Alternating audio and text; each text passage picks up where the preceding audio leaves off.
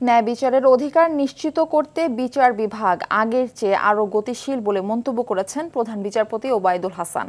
মঙ্গলবার বিকেলে নওগাঁর জেলা ও দায়রা জজ আদালত প্রাঙ্গণে বিচার প্রার্থীদের জন্য নবনির্মিত বিশ্রামাগার ন্যায়কুঞ্জ উদ্বোধন শেষে সাংবাদিকদের এসব কথা বলেন তিনি। বিচার প্রার্থীদের সাময়িকভাবে বিশ্রামের সুযোগ করে দেওয়ায় ধীরে ধীরে বিচারের জটিলতা কমে যাবে। এভাবে বিচার ব্যবস্থা আরও অগ্রগতির পথে এগিয়ে যাবে বলে মন্তব্য করেন প্রধান বিচারপতি।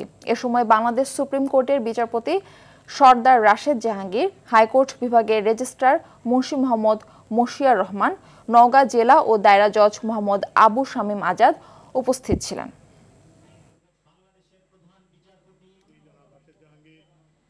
মানুষের আইনের আশ্রয় লাভের অধিকার একটি সাংবিধানিক অধিকার। যারা আইনের আশ্রয়ের জন্য আসেন, আদালতে আসেন, তারা খুব সুখী মন নিয়ে যে আসেন তা নয়। একটি বিপদে পড়েই আদালতের আশ্রয় নেন তারা। সেই বিপদগ্রস্ত মানুষগুলিকে সাময়িকভাবে একটু বিশ্রামের সুযোগ করে দেওয়ার জন্য আমাদের এই প্রয়াস।